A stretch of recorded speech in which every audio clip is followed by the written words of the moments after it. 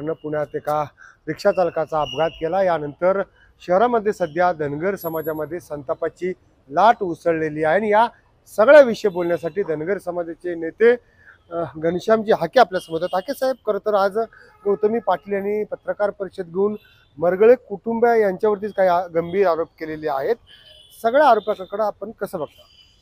आता गौतमी पाटील आता 5 दिवसानंतर मीडिया पुढे येऊन म्हणते की मला मरगळे कुटुंबियातल्या काही लोकांनी जिची नावं पण ती सांगत नाहीये।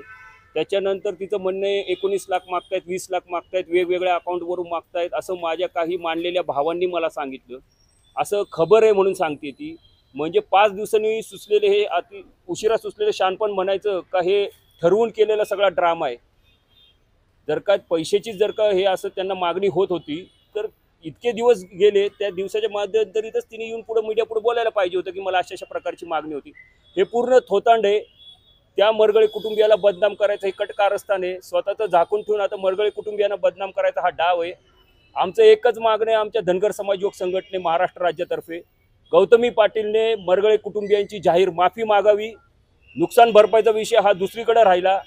या अतिरिक्त जर का तिने माफी नाही मागितली, अजून सुद्धा ती तिच्याच तोऱ्यात तिचं बोलणं आहे की मला ट्रोल केलं गेलं, मला मानसिक त्रास झाला, पण त्या कुटुंबियांना काय त्रास झाला हे तिला दिसत नाहीये आणि त्यामुळे ती म्हणते की मी आता त्या कुटुंबियांना भेटणार नाही।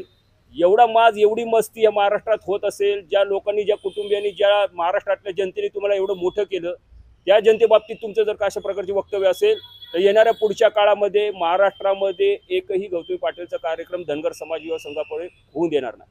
आपण पाहिलं की धनगर समाज आता आक्रमक होत गौतमी पाटीलच्या सगळ्या कार्यक्रमावरती थेट बंद करण्याचा जो आहे तो इशारा दिलेला आहे। लोकशाही तुम्ही चंद्रशेखर भांगे, पुणे।